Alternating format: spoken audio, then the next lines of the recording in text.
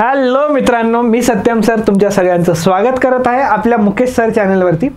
तर लास्ट लेक्चरमध्ये आपण चॅप्टर संपून टाकला होता. या लेक्चरमध्ये आपण आता काय करणार आहोत, या लेक्चरमध्ये आपण आता एक्सरसाइजचे जे अनसॉल्व्ड न्यूमरिकल्स आहेत ज्याच्यात मुलांना खूप प्रॉब्लेम होतो ते आपण डिटेलमध्ये सॉल्व्ह करणार आहोत. ते मग MCQ असो बाकी काही असो, आपण सगळे क्वेश्चन्स एकदम डिटेलमध्ये सॉल्व्ह करणार आहोत. ठीक आहे, चला तर आपण सगळ्यात आधी MCQज पासून सुरुवात करूया. MCQज मध्ये काय काय दिले बघा. आता MCQज सॉल्व्ह करण्यासाठी दोन टाईपचे असतात, एक कॉन्सेप्च्युअल MCQज असतात आणि दुसरे असतात न्यूमरिकल. तर न्यूमरिकल MCQज साठी तर फॉर्म्युले, कॅल्क्युलेशन, दॅट्स ऑल ते सगळं लागतंच. कॉन्सेप्च्युअल म्हणजे जे थेरॉटिकल MCQज असतात त्यासाठी तुम्हाला थोडंसं अलर्ट राहायचं आहे, काय काय बोललं आहे क्वेश्चनमध्ये. बघा, in an ideal gas the molecules possess. Ideal gas आपण कोणाला म्हणतो सांगा बरं, पहिला लेक्चर आपल्या या चॅप्टरचं. आयडियल गॅस कोणाला म्हणतो आपण? आयडियल गॅस आपण त्यांना म्हणतो की ज्यांच्याकडे फक्त आणि फक्त कायनेटिक एनर्जी आहे. कारण की कायनेटिक एनर्जी हे रिलेटेड असतं टेम्परेचर सोबत. ठीक आहे, कायनेटिक एनर्जी रिलेटेड असतं टेम्परेचर सोबत आणि पोटेन्शियल एनर्जी रिलेटेड असतं इंटरमॉलिक्युलर फोर्सेस बरोबर. जर कुणी डायरेक्ट एक्सरसाइज न्यूमरिकलसाठी आला असेल तर थोडेसे लेक्चर बघा, तुम्हाला खूप चांगल्या कॉन्सेप्ट क्लिअर होतील. तर आयडियल गॅसमध्ये या गोष्टी नसतात, तर त्यात फक्त असते कायनेटिक एनर्जी. त्यात फक्त काय असते? Kinetic energy. संपला विषय.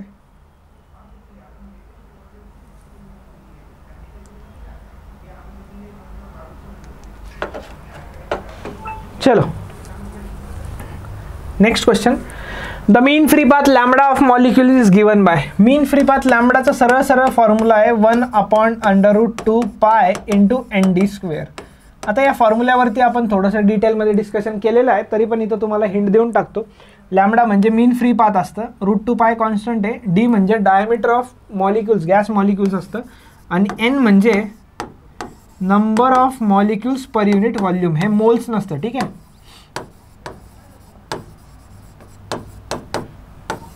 Number of molecules per unit volume. संपलं. ठीक आहे, हा झाला तुमचा सेकंड MCQ. आणि सरळ सरळ फॉर्म्युला दिसतोय तुम्हाला C ऑप्शनमध्ये. सरळ सरळ फॉर्म्युला दिसतोय, त्यात काहीच बघण्याची गरज नाही.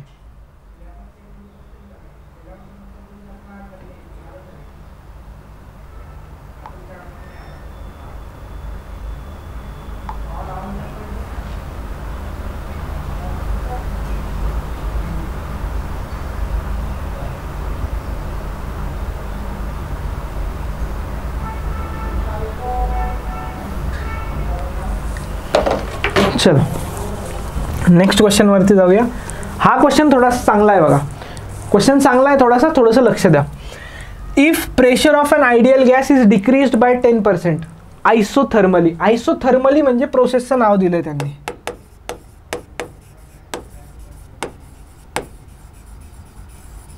आयसोथर्मली म्हणजे प्रोसेसचं नाव दिलंय आणि या प्रोसेसमध्ये टेम्परेचर कॉन्स्टंट असतं. आता थोडंसं लक्ष द्या, या क्वेश्चनमध्ये कॅल्क्युलेटिव्ह पार्ट आहे थोडासा. आयसोथर्मल प्रोसेसमध्ये प्रेशर डायरेक्टली प्रपोर्शनल असतं. कुणासाठी? सॉरी, प्रेशर इन्व्हर्सली प्रपोर्शनल असतं व्हॉल्यूमला.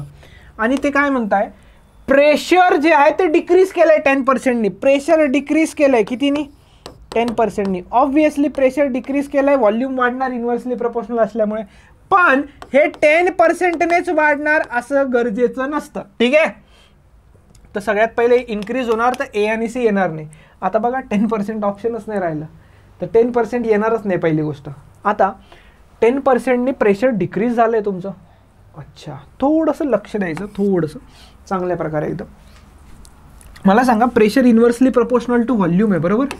Pressure is inversely proportional to volume आहे. तर मी याला असं लिहू शकतो ना, P1/P2 is equals to V2/V1 बरोबर. P1/P2 is equals to V2/V1. काहीच प्रॉब्लेम नाही याच्यात. थोडंसं लक्ष द्यायचं. मला व्हॉल्यूममध्ये किती चेंज होतोय ते सांगायचं आहे. इन्क्रीजच होणार 100%.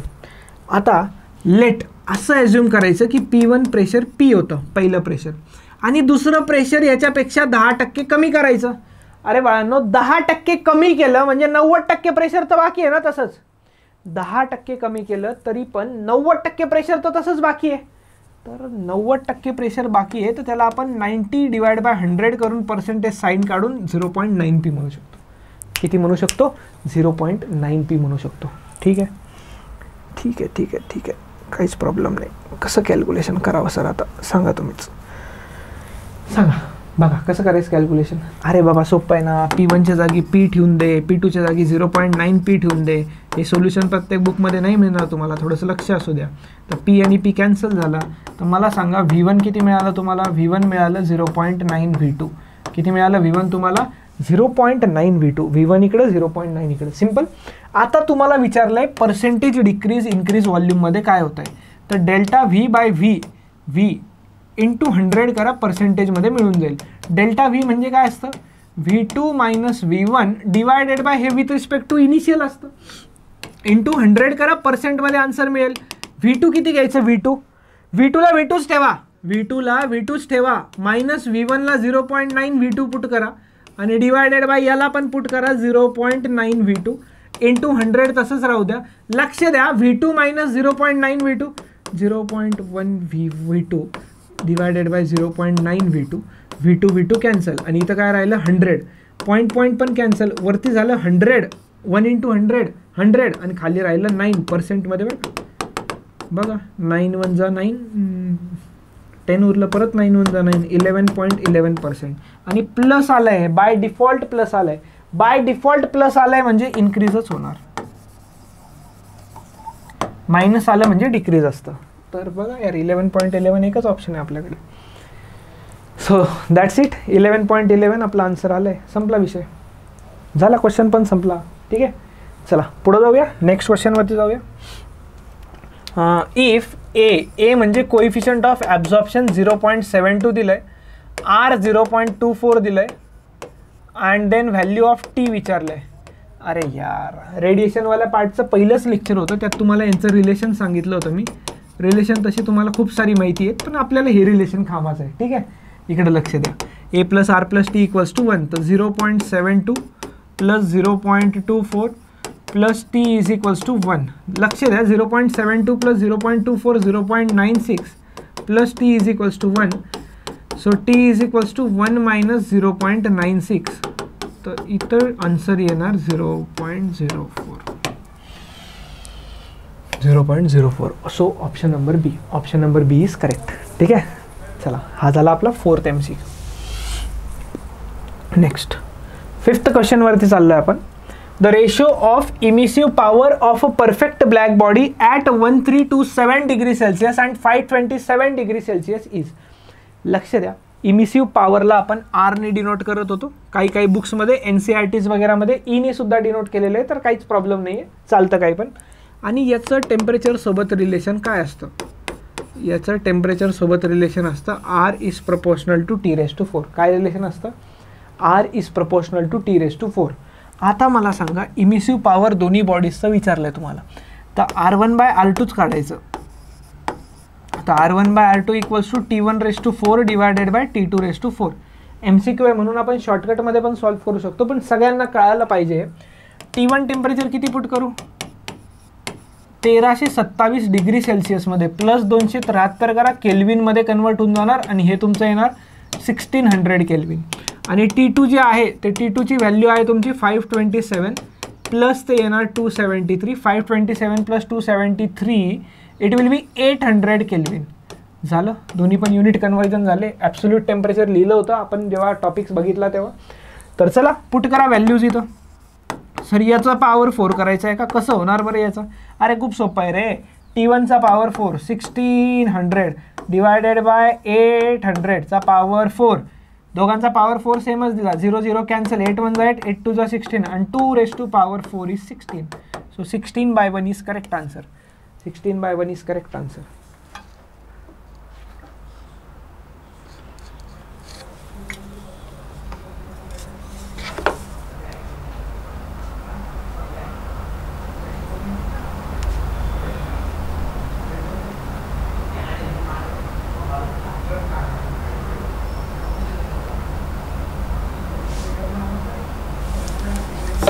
चलो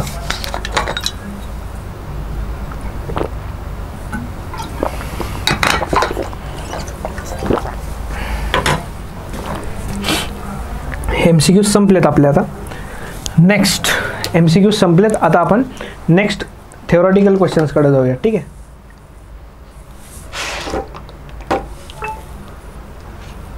बघा काय म्हटलंय क्वेश्चनमध्ये, क्वेश्चनवरती थोडंसं लक्ष असू द्या. क्वेश्चन सिम्पल आहे, थेरॉटिकल सुद्धा. ठीक आहे, क्वेश्चन खूप सिम्पल आहे. काय म्हटलंय बघा, calculate the ratio of mean square speed of molecules of gas at 30 kelvin and 120 kelvin.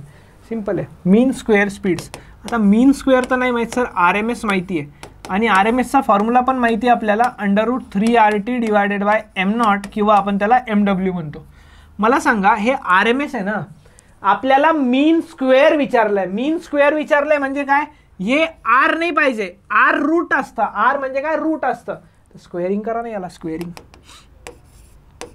जर लक्षात ठेवा, VRMS ला तुम्ही स्क्वेअरिंग केलं,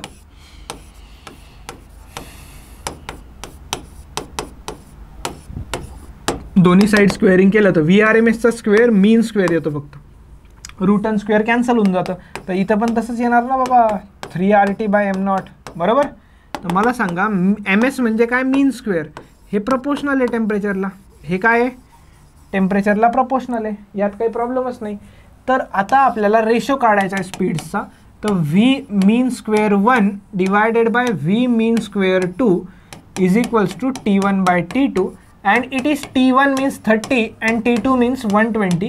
युनिट कन्वर्ट करण्याची गरज नाही आहे काहीच, कारण की ते युनिट ऑलरेडी SI मध्ये आहेत.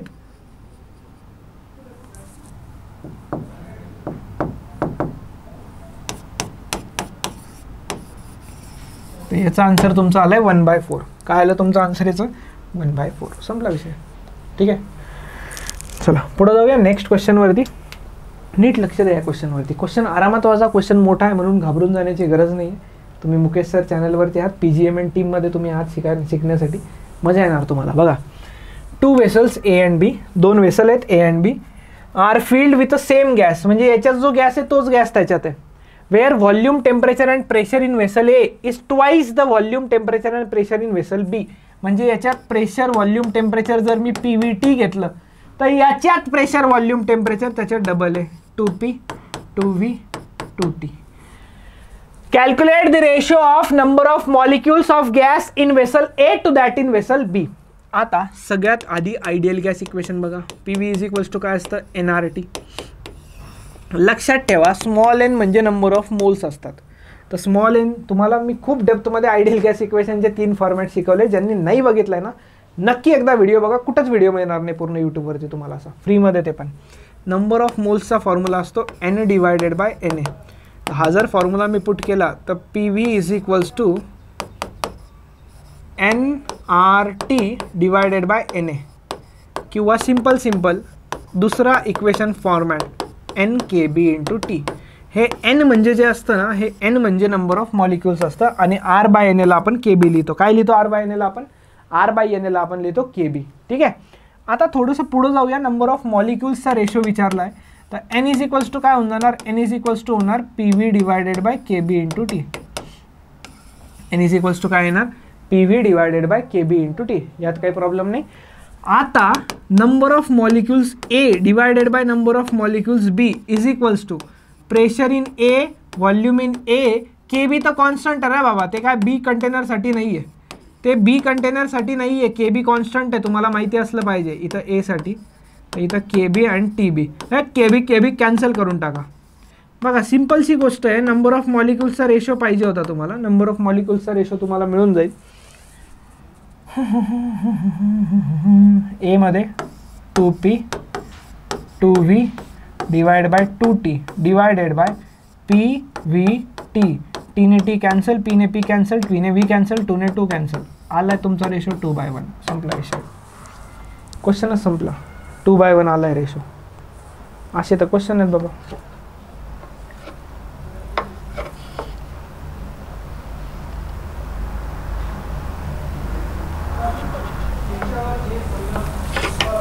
चला नेक्स्ट क्वेश्चन वरती जाऊया. A gas in a cylinder is at a pressure P. ठीक आहे. If the masses of all the molecules are made 1/3 of their original value and their speeds are doubled. आता speed double केली आहे. कोणती speed double करता काय ते सांगतो तुम्हाला, लक्ष द्या. Then find the resultant pressure. लक्ष द्या, जेव्हा पण दोन गोष्टी येतात ना, तर इथं कंटेनर 1 साठी गोष्टी लिहू आपण आणि इथं कंटेनर 2 साठी लिहू. कंटेनर 1 मध्ये प्रेशर असेल P, कंटेनर 2 मध्ये प्रेशर असेल P2. ठीक आहे, काढायचं आहे आपल्याला पीच्या टर्म्समध्ये. मॉलिक्युल्सचं मास, एका मॉलिक्युलचं मास आणि गॅसचं मास, गॅसच्या माससाठी कॅपिटल M घेत होतो आणि मॉलिक्युल्सच्या माससाठी स्मॉल m घेतो. ठीक आहे, तर याचं स्मॉल m असेल तर याचं 1/3 केलं आहे, m/3 केलं. ठीक आहे, original value. Speeds are doubled. कोणती स्पीड? स्पीडचे वेगवेगळे टाईप बघितले होते. सगळ्यात जास्त रिलायबल स्पीड असते ती RMS स्पीड असते. कोणती असते? RMS स्पीड सगळ्यात जास्त रिलायबल असते. तर लक्षात ठेवा, इथं जर VRMSच घेत असाल तुम्ही तर इथं त्याला 2 × VRMS घ्यावं लागेल. ठीक आहे, आणि आता तुम्हाला रिझल्टंट प्रेशर काढायचं आहे. आता बघा, प्रेशर ऑफ आयडियल गॅसचं एक डेरिवेशन आहे जे आपण बघितलं आहे डिटेलमध्ये, आणि ते डेरिवेशन मोठं डेरिवेशन आहे, सगळं खूप मोठं, सगळ्यात मोठं डेरिवेशन म्हणू शकता तुम्ही 12th. तर त्याचा फॉर्म्युला खूप इम्पॉर्टंट आहे. P = 1/3 × ρ × VRMSचा square. ठीक आहे, आता बघा ह्याच्यात मास आलंच नाही कुठं. तर मी हे पण बघितलंय, सांगितलंय तुम्हाला जेव्हा आपण डेरिवेशन केलं होतं, पण आता परत काही मुलं नवीन असतील तिथं जाऊन एकदा लेक्चर बघा तुम्ही. डेन्सिटी म्हणजे काय असतं? Mass by volume. Total mass म्हणजे कॅपिटल M लिहिलं. आता कॅपिटल M स्मॉल m सगळं तिकडं सांगितलं आहे नोटेशन्समध्ये. कॅपिटल Mला मी काय लिहिणार माहिती का? M × N लिहिणार डिवाइड बाय व्हॉल्यूम × VRMSचा स्क्वेअर. आता काय काय चेंज नाही होते बघा बरं, काय काय चेंज नाही होते? व्हॉल्यूम चेंज नाही होते, नंबर ऑफ मॉलिक्युल्स चेंज नाही होते, 1/3 कॉन्स्टंट आहे. चेंज काय काय होणार आहे मग? तर मास चेंज होणार आहे आणि VRMS पण चेंज होणार आहे. तर आता प्रेशर डायरेक्टली प्रपोर्शनल आहे मासला आणि VRMSच्या स्क्वेअरला. तर आता थोडंसं लक्ष द्या इकडं. P1/P2 किंवा आता मला P1/P2 नाही, मला P2/P1 कॅल्क्युलेट करायचं ना. P2 पाहिजे ना, तर P2/P1 काय येईल इथं बघा? M2/M1 हे स्मॉल m लिहिलं आहे बरं का मी. VRMS2चा स्क्वेअर डिवायडेड बाय VRMS1चा स्क्वेअर. लक्ष द्या, थोडंसं लक्ष द्या, इथं तुम्हाला कळून चुकेल की क्वेश्चन खूप सोपा होता. P2/P1 M2/M1 आहे ना, तर M2 किती घेणार? M/3 घेणार आणि M1 किती घेणार? M घेणार इंटू. लक्ष द्या, VRMS2 2 टाइम्स घ्यायचं आणि VRMS1 घ्यायचं एकदाच फक्त, आणि त्याचा स्क्वेअर आहे दोघांचा. VRMS cancel, M cancel. 2चा स्क्वेअर 4 डिवायडेड बाय 3. तर P2 डिवाइड बाय P राहिलं आहे. तर आता लक्ष द्या, P2 = किती राहिलं मग इथं? 4/3P. संपला विषय. क्लिअर?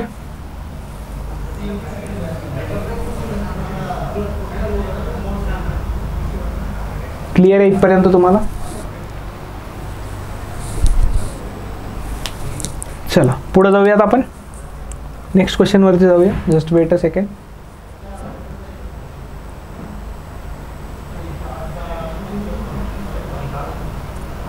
चला पुढे जाऊया. काय म्हणतोय बघा? Show that RMS velocity of an oxygen molecule is √2 times that of sulphur dioxide molecule at STP. आता STP NTP पण तुम्हाला सांगितलंय. STP म्हणजे काय असतं? STP म्हणजे असतं स्टँडर्ड टेम्परेचर प्रेशर. STP म्हणजे काय असतं? Standard temperature and pressure. Okay, standard temperature and pressure. Clear? आता बघा, RMS वेलॉसिटीचा फॉर्म्युला काय असतो आपल्याकडे? RMS वेलॉसिटीचा फॉर्म्युला काय असतो? √3RT divided by M0. तर आता म्हणताय की ऑक्सिजनची RMS वेलॉसिटी √2 टाइम्स आहे सल्फरच्या, असं दाखवून द्या. बरं, दाखवून देऊ बाबा. ऑक्सिजन म्हणजे O2 बरं का. तर VRMS O2 divided by VRMS SO2 यांचा रेशो घ्यावा लागेल. ठीक आहे, यांचा रेशो घ्यावा लागेल. यांच्या रेशोमध्ये दोघांचं टेम्परेचर सेम आहे. दोघांचं टेम्परेचर सेम आहे, फक्त M0 जे म्हणतो ना आपण मोलार मास, ते O2चं वेगळं आहे आणि SO2चं वेगळं आहे. तर बाकी जे सेम आहे मग ते कॅन्सलच करावं लागणार. येस, बिलकुल कॅन्सल करावं लागणार, काहीच ऑप्शन नाही. 3RT cancel. इथं बघा काय आलंय, इथं वरती आलंय M0 ऑफ SO2 आणि खाली आलंय M0 of O2. M0 of SO2 किती येतं? M0 ऑफ SO2 किती येतं? सल्फर 32 बरोबर, सल्फर 32 आणि हे 32 64 आणि O2 किती येतं? O2 32 येतं रे बाबा. 32 आलं √2. आता मला सांगा VRMS ऑफ O2 किती टाइम्स झालं? √2 times of VRMS of SO2. संपला रे गड्या क्वेश्चन, संपला गड्या क्वेश्चन, संपला. ह्याच्यात तर काय ऑप्शनचा विषयच येत नाही, कारण की आपल्याला सगळं देऊन टाकलं होतं त्यांनी असंच. संपला विषय. कळाले का? अरे कळाला का क्वेश्चन? चला मग पुढं. चला. At what temperature will oxygen molecules have same RMS speed as helium molecules at STP? परत STP वर्ड आलाय, परत STP वर्ड आलाय. हेलियम, STP म्हणजे स्टँडर्ड टेम्परेचर प्रेशर आणि टेम्परेचर आहे 273 केल्विन. हेलियमचं दिलंय, हेलियमसाठी म्हटलंय STP. कोणासाठी म्हटलंय? हेलियमसाठी STP म्हटलंय. लक्ष द्या, RMS speed of O2 oxygen is same as RMS speed of helium. Formula कोणता यूज करायचा?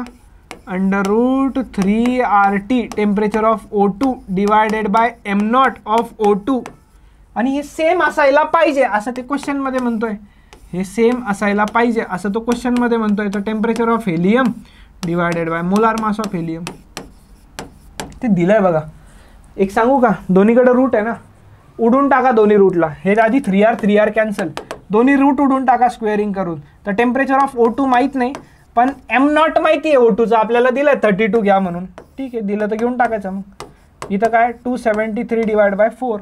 अरे सिंपल आहे ना, 4 1 जा 4, 4 8 जा 32. आणि हे T0 ऑफ O2 आहे ना, O2चं टेम्परेचर आहे ना, 8ने मल्टिप्लाय करा याला. 8 3 जा 24, 2 7 8 जा 56, 56 प्लस 2 58, आणि 8 2 जा 16, 2184 केल्विन. किती आला आन्सर? 2184 केल्विन.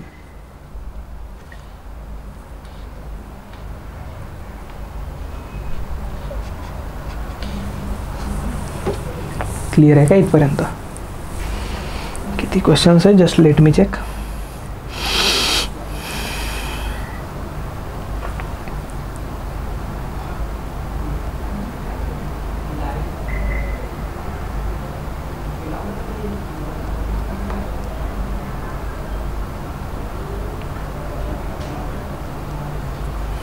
चलो जाऊ पुढं आपण नेक्स्ट क्वेश्चनवरती जाऊ. 16 नंबरचा क्वेश्चन काय म्हणताय? Compare the RMS speed of hydrogen molecules at 127 degree Celsius with RMS speed of oxygen molecules. Hydrogen molecules म्हणजे H2 आणि ऑक्सिजन म्हणजे O2. कंपेअर करायची म्हणजे काय? रेशो घ्यायचा. सिंपल आहे ना. RMS स्पीडचा आत्ता आपण खूप सारे क्वेश्चन बघतोय बघा. RMS स्पीडचा काय फॉर्म्युला आहे? खूप इम्पॉर्टंट फॉर्म्युला आहे, √3RT डिवायडेड बाय m0. बरोबर, याच्यात तर काही प्रॉब्लेम नाही फॉर्म्युल्यात. सो VRMS ऑफ H2 घ्यायचं वरती आणि divided by VRMS of O2 घ्यायचं खाली. जसं ते म्हटले त्या सिक्वेन्समध्ये घ्यायचं. काय प्रॉब्लेम आहे?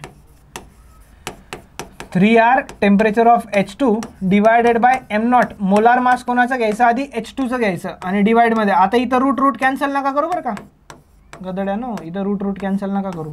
Divided by m0 of O2. Values put करतो. 3R cancel, direct value put करू. आता जास्त काही घेणं देणं नाही. डायरेक्ट टेम्परेचर ऑफ H2 किती घ्यायचं? टेम्परेचर ऑफ H2 किती घ्यायचं? टेम्परेचर ऑफ H2 घ्यायचं 127 डिग्री सेल्सिअस. केल्विनमध्ये पटकन कन्वर्ट करून टाकायचं. केल्विनमध्ये पटकन एकदम 0 मिनिटाच्या आत 400 केल्विन. आणि टेम्परेचर ऑफ O2 किती घ्यायचं? 27 डिग्री सेल्सिअस. त्याला आपण मायनस मिनिटामध्ये कन्वर्ट करून टाकायचं. मायनस म्हणजे लिहायच्या आधीच कन्वर्ट करायचं त्याला. ठीक आहे, चला. m0 ऑफ O2 वरती जाईल ना. आता हे तर कॉमन सेन्स आहे, वरती चालला जाईल. m0 ऑफ O2 किती असतं बाळांनो? 32 डिवायडेड बाय H2चं असतं 2. टेम्परेचर डायरेक्टली आहे. H2चं टेम्परेचर किती? 400 आणि याचं टेम्परेचर किती? 300. बघ बाबा इथं 3 2 जा 6, 2 1 जा 2, 2 2 जा 4. अरे बाबा आन्सर आलं 62/3 रूटमध्ये. तर हे लिहिता येणार 8/√3. किती घ्यायचं? 8/√3. संपला विषय. किती घ्यायचं? 8/√3.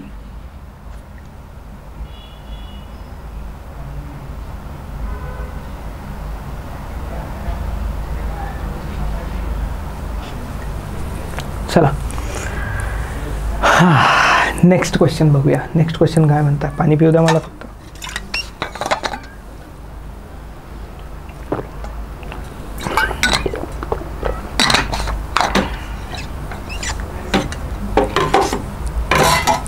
चला जाऊया नेक्स्ट क्वेश्चनवरती. काय म्हणताय बघा या क्वेश्चनमध्ये, find kinetic energy of 5000 centimetre cube of a gas at HTP. HTP म्हणजे परत तीच गोष्ट, standard temperature pressure given standard pressure. अच्छा, स्टँडर्ड प्रेशर दिलंय तुम्हाला, स्टँडर्ड प्रेशर दिलंय इथं. कायनेटिक एनर्जीचा फॉर्म्युला आहे का प्रेशर व्हॉल्यूमच्या टर्म्समध्ये? आहे का? आहे का लक्षात तुमच्या? Kinetic energy 3/2 PV direct formula आहे. आता प्रेशर पण दिलं आहे, व्हॉल्यूम पण दिलं आहे, पण व्हॉल्यूममध्ये गडबड करून दिली आहे. व्हॉल्यूममध्ये काय गडबड करून दिली त्यांनी? 5000 सेंटीमीटर क्यूब. याला मीटर क्यूबमध्ये कन्वर्ट करावं लागणार रे, याला मीटर क्यूबमध्ये कन्वर्ट करावं लागणार. मीटर क्यूबमध्ये कन्वर्ट केलं तर -6 येणार इथं. ठीक आहे, प्रेशरला काहीच कन्वर्ट करायची गरज नाही, डायरेक्ट कायनेटिक एनर्जी भेटून जाणार. लक्ष द्या, 3/2 प्रेशर किती आहे? 1.013 इंटू 10⁵ इंटू 5000 इंटू 10⁻⁻6. थोडंसं लक्ष असू द्या.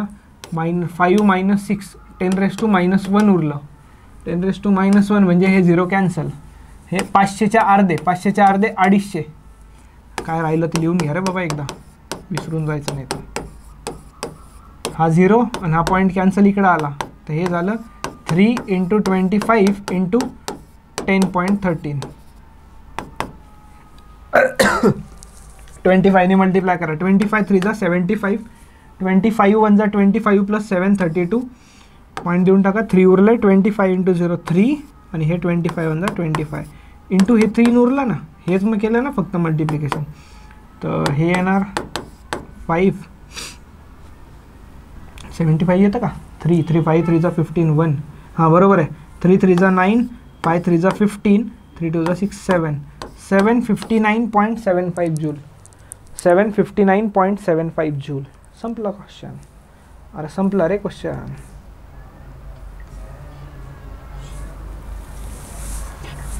खतम.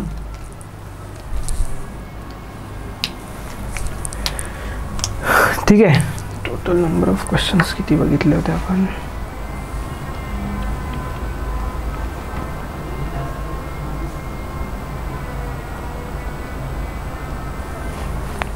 ठीक आहे, इतके क्वेश्चन्स बघूयात आपण या लेक्चरमध्ये. जास्त मोठं होऊन जाईल लेक्चर, लेंदी क्वेश्चन्स आहेत आता पुढचे 7-8 क्वेश्चन जे बाकी आहेत. तर त्या क्वेश्चन्सला आपण बघूयात नंतर. ठीक आहे, काही प्रॉब्लेम नाही, त्या क्वेश्चन्सला नंतर बघूया. Don't worry about that. Next लेक्चरमध्ये बघूयात आपण त्यांना. तर चला मित्रांनो, मी सत्यम भंडारी इथंच थांबतो. आपण भेटूया पुढच्या लेक्चरमध्ये. सो टिल देन वाचत राहा, रिवाईज करत राहा. Bye bye, take care.